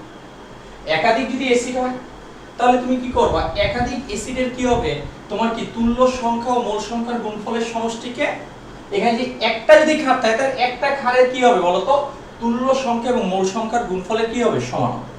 কারণ ওই দ্রবণটা অলওয়েজ নিরপেক্ষ। যদি তোমার একাধিক অ্যাসিড থাকে, একাধিক অ্যাসিড থেকে যে পরিমাণ এটার গুণফলটা মানে কি H প্লাস, এটার গুণফলটা মানে কি H plus, E into N এর গুণফলটা আমরা কি বলি H প্লাস। একাধিক যদি অ্যাসিড থাকে তাহলে একাধিক অ্যাসিড থেকে যে H প্লাস আসবে, যত মোল H প্লাস আসবে, তখন দেখা যাবে একটা ক্ষার যদি থাকে তখন ওই একটা ক্ষার থেকে ঠিক সেই পরিমাণ OH মাইনাস আয়ন কি তোমার চলে আসবে, সেই পরিমাণ কি তোমার OH মাইনাস আয়ন কি তোমার চলে আসবে। তখন ওই আমরা তখন তার জন্য সামেশন হবে না, তখন একটা ক্ষারের জন্য আমরা ক্যালকুলেশন করব। আর যদি মনে করো একটা অ্যাসিড যদি ব্যবহার করি, একাধিক যদি ক্ষার ব্যবহার করি, তাহলে একটা অ্যাসিড থেকে যে পরিমাণ H প্লাস আসবে, একাধিক ক্ষারের থেকে কি তোমার একাধিক ক্ষারের E ইনটু Nb আমি যদি গুণ করি, তাহলে গুণ করার পর যে OH মাইনাস এর মোল সংখ্যা হবে, সেই মোল সংখ্যা কি হবে সমান হবে। একটা যদি অ্যাসিড ব্যবহার করে তাহলে একটা অ্যাসিড নেব, একাধিক ক্ষার যদি এখানে ব্যবহার করে তখন একাধিক ক্ষারের কি OH মাইনাস আয়নের তুমি কি করবা ক্যালকুলেশনটা করবা। E ইনটু Nb দ্বারা ইন্ডিকেট করে কার তোমার মোল সংখ্যা OH মাইনাস এর মোল সংখ্যা, E ইনটু N দ্বারা কার তোমার কি মোল সংখ্যা ইন্ডিকেট করে H প্লাস এর কি তোমার মোল সংখ্যা। এটা এরকম হতে পারে, একাধিক অ্যাসিড থাকতে পারে, একাধিক ক্ষার থাকতে পারে, একটা অ্যাসিড থাকতে পারে, একাধিক ক্ষার থাকতে পারে, এখানে একাধিক অ্যাসিড থাকতে পারে, একটা ক্ষার থাকতে পারে। সূত্র একই, একাধিক থাকলে একাধিকবার যোগ করবা, একটা থাকলে একবারই লিখবা, শেষ।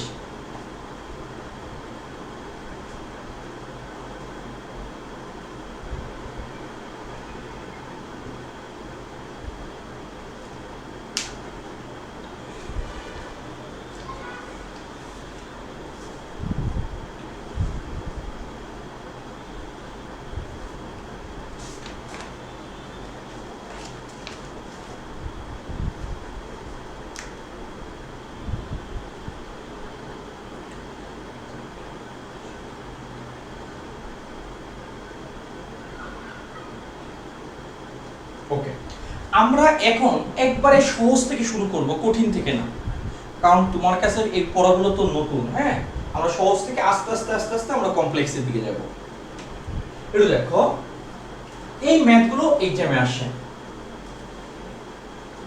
এখন আমাদের মানে জারণ বিজারণ বিক্রিয়া সমতাকরণের আগ মুহূর্ত পর্যন্ত থিওরি মোটামুটি শেষ। তারপর আমরা এখন অনেকগুলো ম্যাথ দেখব। ওকে, এটা ম্যাথ, এই চ্যাপ্টার শুধু ম্যাথের। হ্যাঁ, আমরা এই অনুযায়ী অনেক বেশি ম্যাথ আমাদের করতে হবে।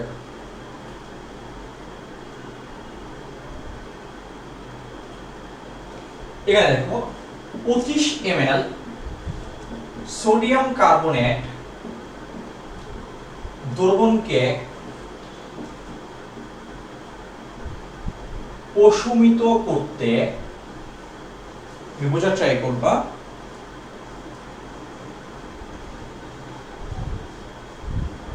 10.2 ml 0.05 মোলার H2SO4 দ্রবণের প্রয়োজন। এটা সবচেয়ে সহজ ম্যাথ। হ্যাঁ, প্রয়োজন দ্রবণে সোডিয়াম কার্বনেটের ঘনমাত্রা নির্ণয় করো। কার্বনেটের ঘনমাত্রা নির্ণয় করো।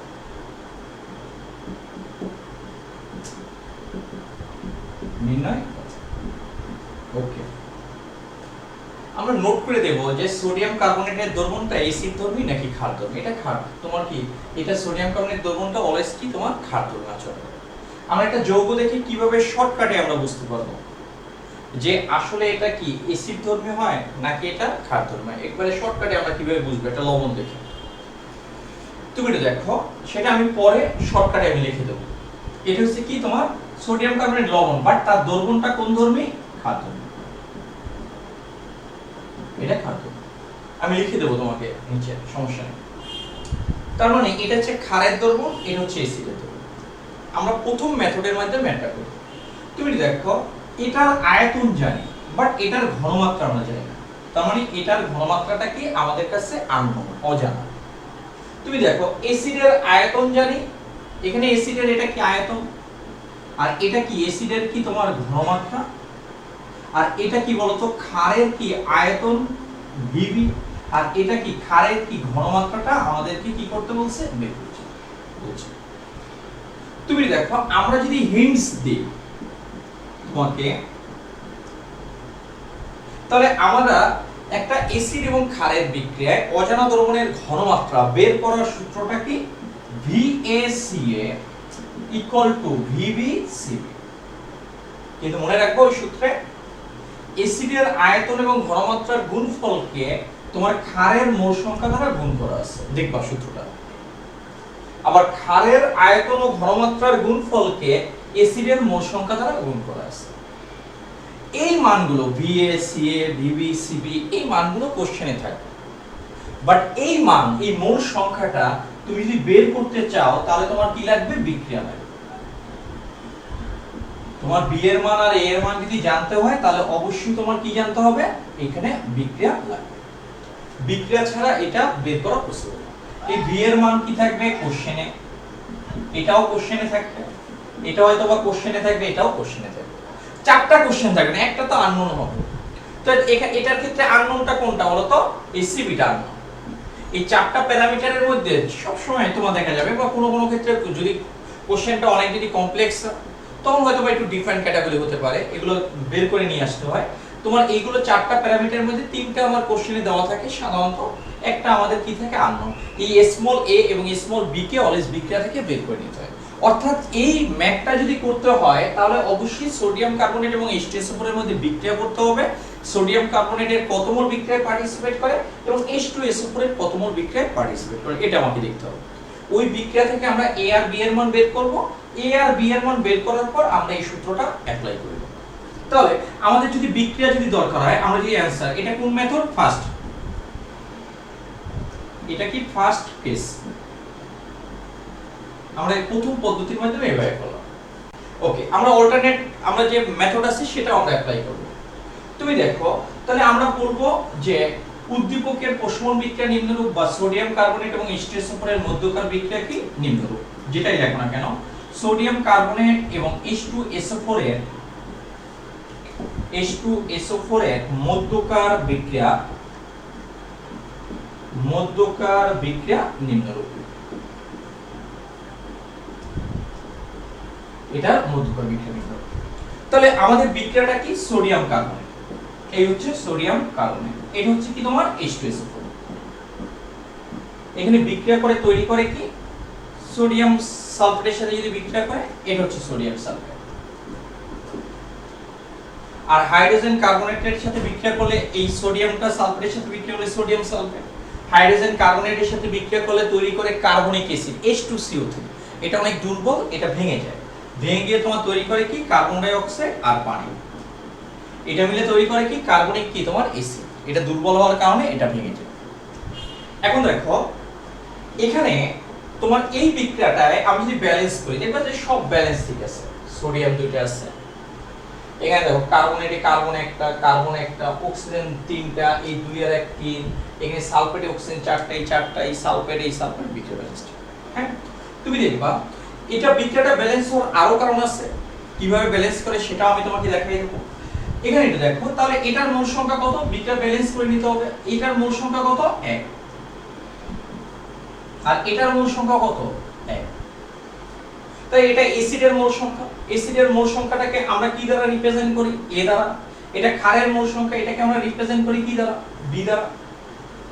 এটা কি 1:1 অনুপাতে বিক্রিয়া করছে। তাহলে আমরা জানি কি, আমরা জানি সূত্রটা কি BVACA = A VBC। সব সময় দেখবা এই সূত্রগুলো তোমার প্রমাণ করার ক্ষেত্রে VACA এটা কিভাবে আসছে বলো তো, এই সূত্রটা অ্যাপ্লাই করে দেখো N = V * C। আমরা সূত্রটা অ্যাপ্লাই করছি কি C = N/V, N = কি V * C। এই সূত্রটা অ্যাপ্লাই করার ক্ষেত্রে অলওয়েজ আয়তনটা কোন এককে নিতে হবে, লিটারে। এটাকে অ্যাপ্লাই করি তো এখানে ভিটা বসাইছে, তাহলে এই সূত্রটা অ্যাপ্লাই করার ক্ষেত্রে আয়তনটাকে অবশ্যই তোমার কিসে রাখতে হবে, লিটারে। তুমি যদি লিটারে না রাখো টিচার পুরোটা তোমাকে কেটে দিতে পারে। মিলিলিটার দিয়েও তোমার ক্যালকুলেশন করলে তোমার ক্যালকুলেশনে কোনো সমস্যা হবে না, লিটার দিয়েও ক্যালকুলেশন করলে একই, কারণ দুই পক্ষে আয়তন আছে। তাহলে এখানে কি হবে, অবশ্যই তুমি লিটার দিয়ে করবে, তাহলে তোমাকে টিচার কেটে দিতে পারে। কেটে দিতে না কেটেই দেবে, হ্যাঁ অনেক টিচার আছে কেটে দেবে, যারা জানবে না তারা রাইট দেবে। ওকে, তাহলে এখানে আমরা কি ইন্ডিকেট করতে পারি, এখানে A দ্বারা ইন্ডিকেট করে 1 মোল। তুমি দেখো VA দ্বারা ইন্ডিকেট করে কি অ্যাসিডের আয়তন 10 × 2 ইনটু, এক্ষেত্রে আমরা কি মিলিলিটারকে লিটারে নাও 10⁻³ লিটার। আর এখানে কি তোমার CA কে ইন্ডিকেট করে কি দেখো 0. আমরা কি বলতে পারি 0.5 এত কি তোমার মোল। এখানে B দ্বারা ইন্ডিকেট করে কি B স্মল b দ্বারা ইন্ডিকেট করে কি 1 মোল। এখানে একটু দেখো CA দ্বারা ইন্ডিকেট করে পেয়ে গেছি CB আমাকে বের করতে হবে, এবং VB এখানে VB এর মানটা কত 25 ml, 25 * কত 10⁻³ লিটার। এটা আমরা লিখতে পারি 25 * 10⁻³ লিটার। এখন দেখো তুমি যদি মান বসায় দাও, আমি যদি মান বসাই B এর মান কত 1, V এর মান কত দেখো তো 10 * কত বলো তো 2 * 10⁻³। C এর মানটাকে আমরা বলতে পারি কত 0.05। একটু দেখো এখানে আমরা কি বলতে পারি, A এর মানটাকে আমরা বলতে পারি 1, VB এর মানটাকে আমরা বলতে পারি 25 * 10⁻³, আর CB এর মানটা আমরা এখানে বের করতে চাই। এখান থেকে আমরা CB এর মানটা আমরা বের করে আসতে পারি। তাহলে এখান থেকে CB এর মানটা ক্যালকুলেশন করো, ক্যালকুলেটর নাও।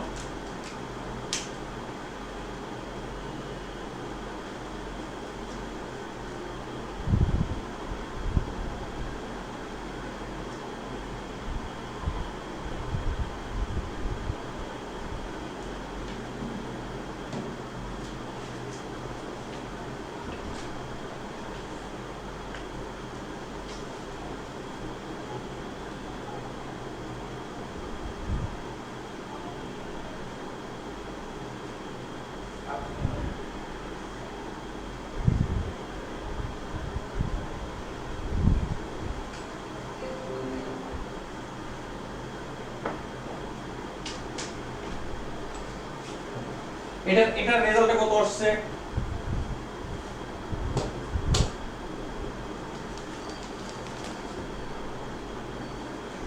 কত আসছে? 0.0204। ওকে, এখানে তোমার কি বা সিবি ইকুয়াল টু আরো কয়েকজনে করছো, হ্যাঁ অনেকজনই করছো, 0.0204 এত মোলার।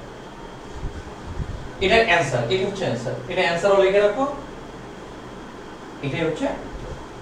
এখন এই ম্যাথটাকে আমরা কিভাবে করব সেটা একটু দেখব, কিন্তু এর আগে এটা একটু উঠাই নাও।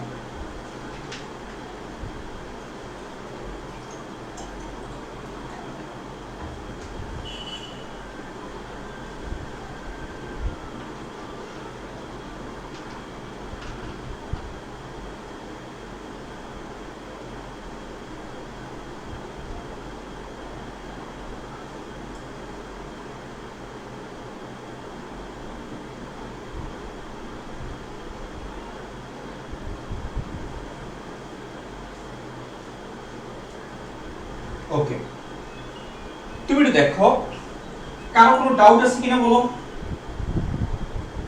কারো এই পর্যন্ত কোনো ডাউট আছে কিনা? ক্যালকুলেশন তো সবাই পারবা ক্যালকুলেটরে, হ্যাঁ অন্যান্য মিম, আমাদের কলেজের মিম, হ্যাঁ হারমানের মিম, সামিয়া, হ্যাঁ তারপর আসমানিকা, কোনো ডাউট আছে কিনা একটু বলো।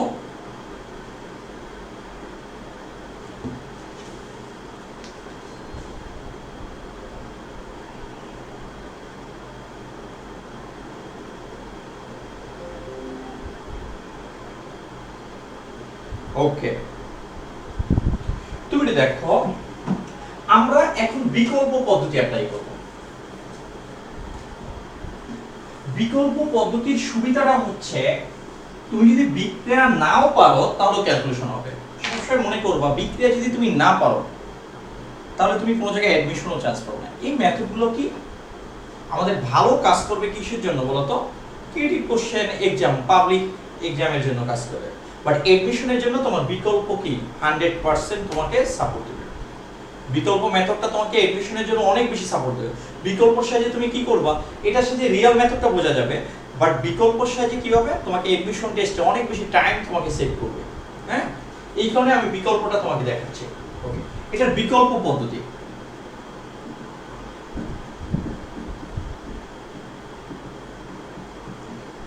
তাহলে এটা কি ক্ষার আছে, এটা কি এসিড? আমরা জানি কি ক্ষারের তুল্য সংখ্যা,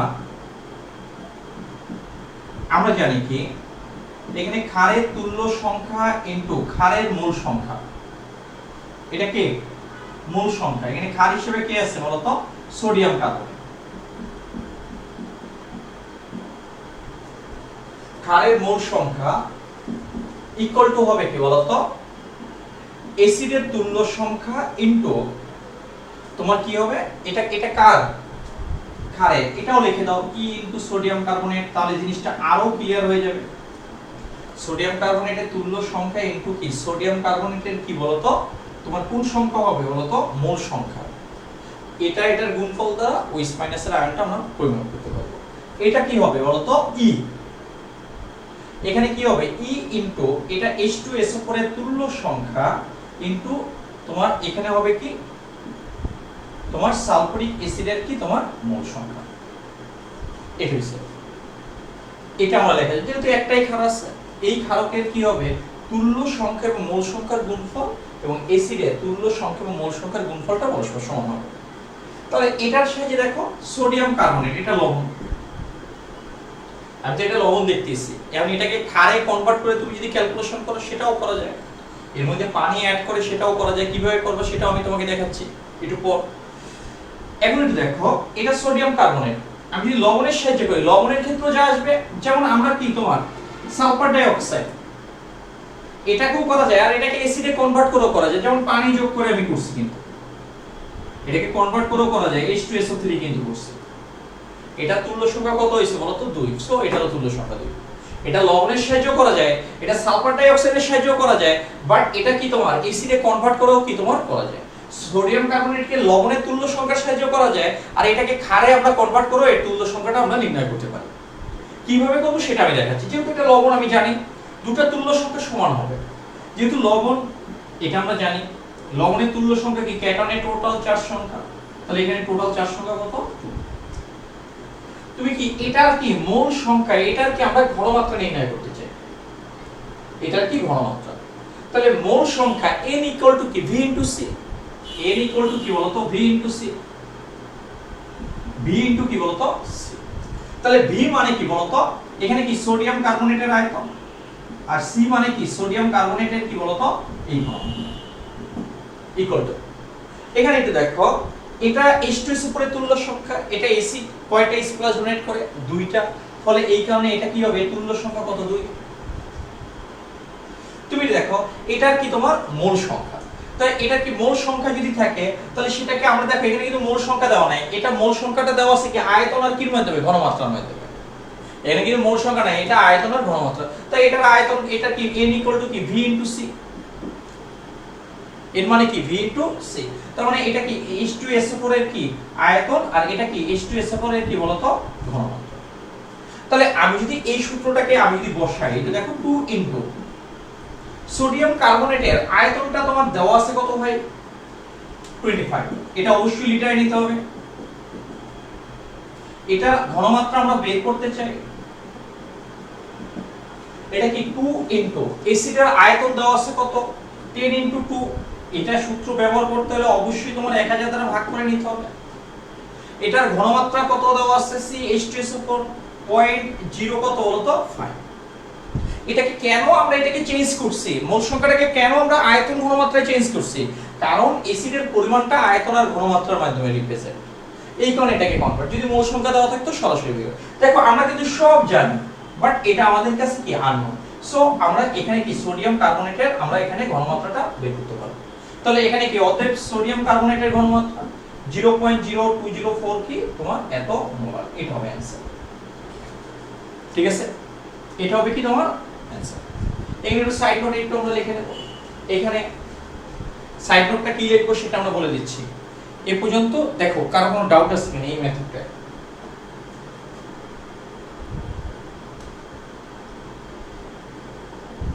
আরে বেটা বিকল্প পদ্ধতি করলে মার্ক কাটা যাবে কেন? হ্যাঁ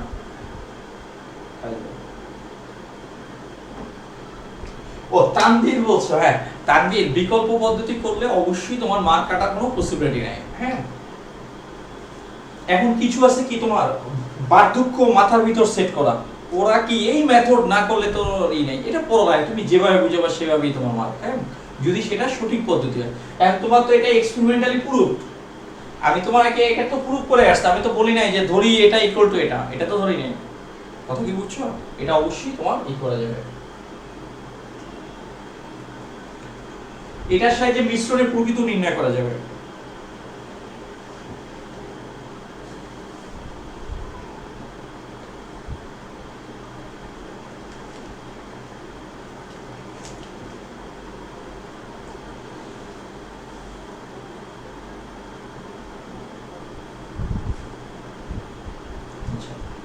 এখানে 2টা আছে কি তোমার সোডিয়াম কার্বনেটের তুল্য সংখ্যা, সোডিয়াম কার্বনেট লবণ, লবণের তুল্য সংখ্যা কি ক্যাটায়নের টোটাল 4 সংখ্যা, ক্যাটায়নের টোটাল কি 4 সংখ্যা কত? এখানে ক্যাটায়ন কত? সোডিয়াম কার্বনেটের ক্ষেত্রে ক্যাটায়ন কে সোডিয়াম, একটা সোডিয়ামের জন্য চার্জ কত +1, দুইটা সোডিয়ামের জন্য চার্জ কত হবে +2। এখানে ক্যাটায়নের টোটাল চার্জ হবে 2। তোমরা কি আগে লেকচারগুলো পড়তে হবে বুঝছো, স্টুডেন্টগুলো সিকোয়েন্স নাই, তুমি লাইভে থাকো না, তোমরা বাসায় পড়ো না, তাহলে কিভাবে আগাবে বলো? আমরা একটা লেকচার দেওয়ার পর ওই ভিডিওটা অন্তত 2 বার আমি দেখি যে কোন জায়গায় আমার কথাগুলো বলাটা ঠিকমতো হয় না, কোন জায়গায় কথাগুলো ইমপ্রুভ করা দরকার, এবং এখানে সাউন্ড ক্লিয়ার আছে কিনা, বাচ্চাগুলোর কথাগুলো কেটে কেটে যাচ্ছে কিনা, পরে তুমি বুঝতে পারবা কিনা, এতগুলো। তোমরা যদি একটু যদি তুমি যদি ই না করো তাহলে তোমাকে কিভাবে বুঝাবো বলো?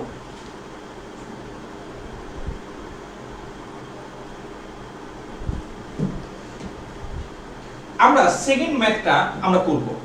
হ্যাঁ এখন সেকেন্ড ম্যাথ করব, এর আগে আমরা একটু এখানে একটু সাইড নোট দিয়ে দেব, এখানে একটু ই দ্বারা কাকে রিপ্রেজেন্ট করে এটা একটু সাইড নোট দিয়ে দেব।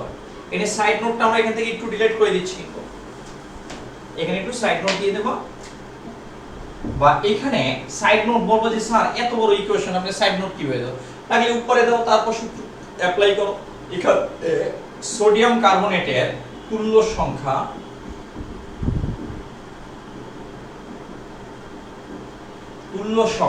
ই সোডিয়াম কার্বনেট ইকুয়াল টু কত 2।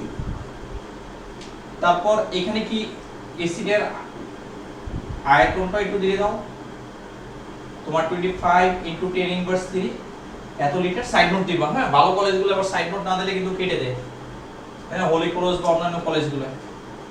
আচ্ছা, এটার ঘনমাত্রা সি সোডিয়াম কার্বনেট, এটা equal to question mark H2SO4 এর তুল্য সংখ্যা,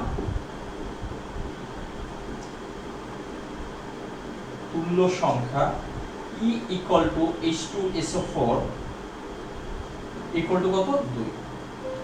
এখন তুমি দেখো এটার ঘনমাত্রা CH2SO4 ইকুয়াল টু আমরা কত লিখছি তোমার 0.05 মোলার, এটা একটু সাইড নোট দিয়ে দেবো। আর এটা H2SO4 এর আয়তনটা আমরা কত লিখছি 10 × 2 10 ইনভার্স কত 3 এত লিখি, এটা আমরা লিখে নিয়েছিলাম। এটার সাইড নোটে লিখে তারপর তুমি লিখবে, তাহলে আর টিচারের কোনো ডাউট থাকবে না এটা দ্বারা এই দ্বারা কাকে রিপ্রেজেন্ট করছে। হ্যাঁ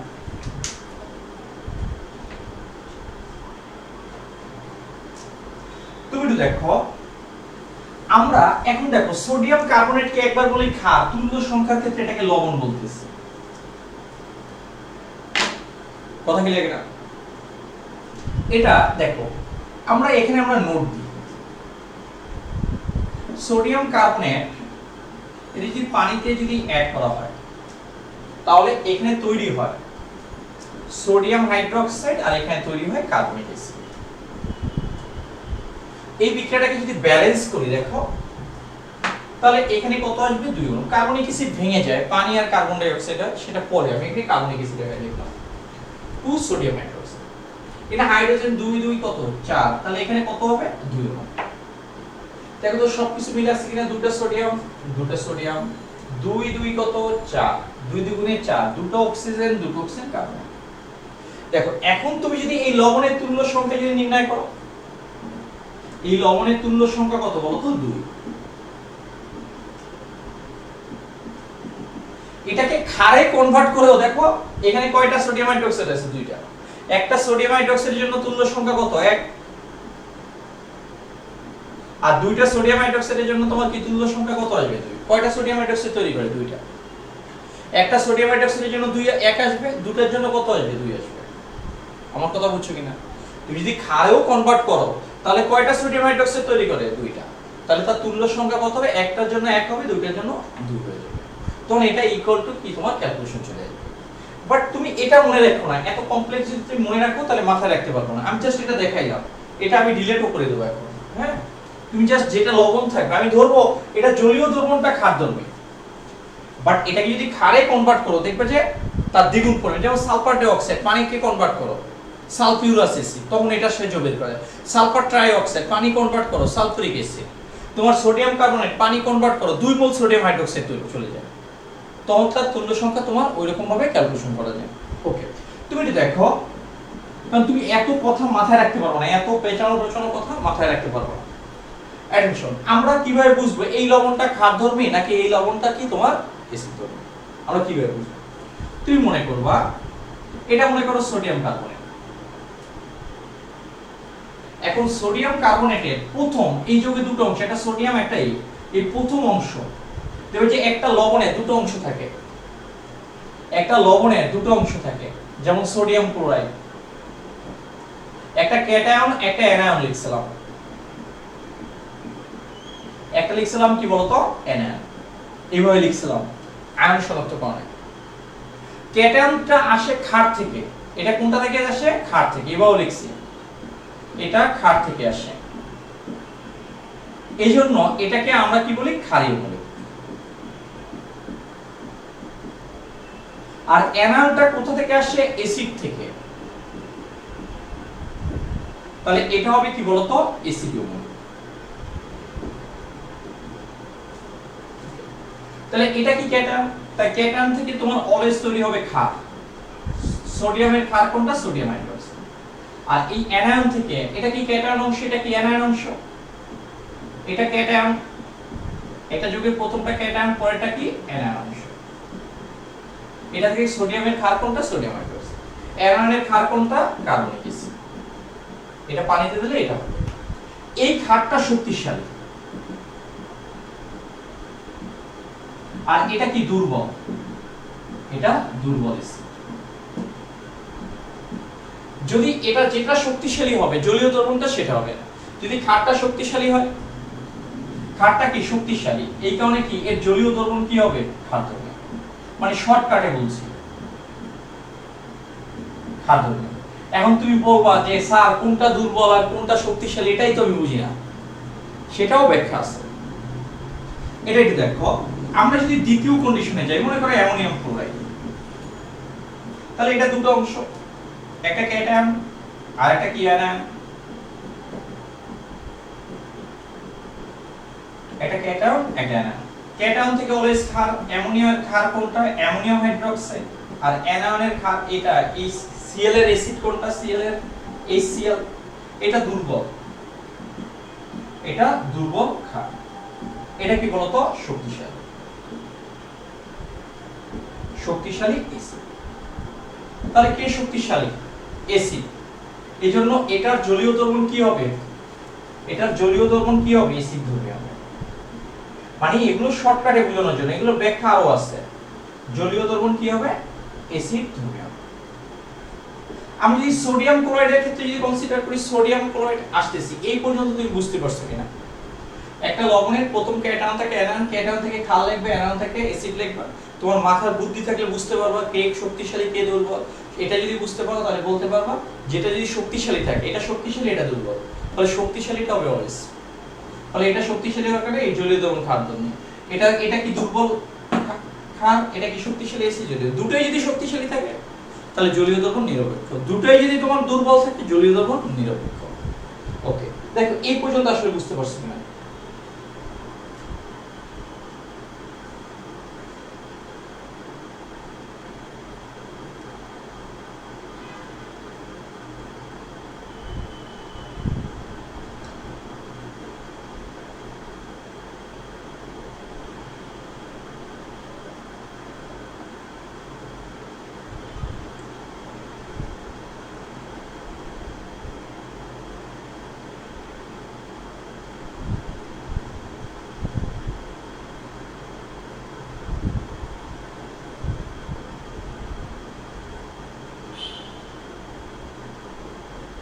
আচ্ছা আসিফা, অশ্বিন একটু ওয়েট করো, হয়ে গেছে। হ্যাঁ, মানে কেমিস্ট্রিতে তোমার পৌনে 2 ঘন্টা ক্লাস না নিলে হ্যাঁ টপিক আগানো যায় না। কিন্তু বাচ্চারা মাথায় এতক্ষণ বসেও থাকতে পারে না, কান তো ভোর ভোর করে। হ্যাঁ বুঝি, কি করবো বলো তো। সায়েন্সের টিচার যারা হয় তারাও খুব কষ্টের, আর সায়েন্সের স্টুডেন্টরাও থাকে আরো কষ্টের। স্টুডেন্টের চেয়ে টিচাররা আরো বেশি কষ্ট থাকে। হ্যাঁ, এটা আর একটা ম্যাথ দেখাইতে পারলে তোমার কাছে আরো ভালো লাগতো, সমস্যা নেই। ওকে, আমরা তৃতীয় নম্বরটা একটু দেখি। তৃতীয়টা আমরা শেষ করে দেবো, একটা মিনিট ওয়েট করো।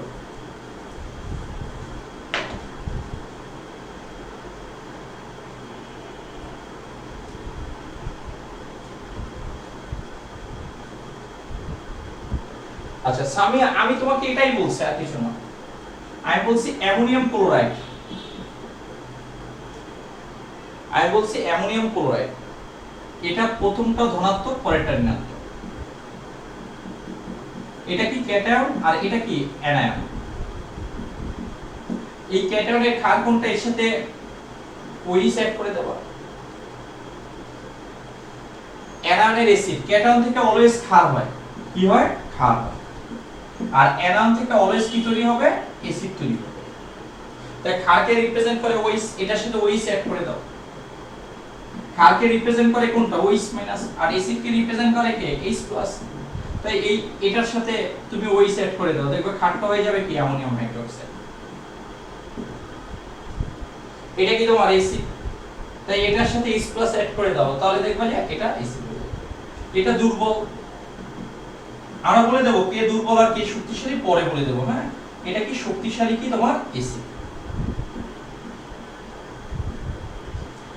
যেটা শক্তিশালী অ্যাসিড হবে, যদি ক্ষারটা যদি দুর্বল হয় অ্যাসিডটা শক্তিশালী হয়, তাহলে জলীয় দ্রবণ হবে অ্যাসিড দ্রবণ। যদি তোমার হয় ক্ষারটা শক্তিশালী অ্যাসিডটা দুর্বল, তাহলে জলীয় দ্রবণ হবে ক্ষার দ্রবণ। যদি ব্যাপারটা হয় দুটোই তোমার শক্তিশালী, সেটা একটা আমি দেখাবো, তাহলে জলীয় দ্রবণ হবে নিরপেক্ষ। যদি দুটোই দুর্বল হয় তাহলে জলীয় দ্রবণ হবে কি, দুর্বল। তাহলে এটার ক্ষেত্রে কি হবে, দুর্বল ক্ষার শক্তিশালী অ্যাসিড, এই কারণে অ্যাসিডটা শক্তিশালী হওয়ার কারণে জলীয় দ্রবণ কি হবে বলতো অ্যাসিড ধর্মী হবে।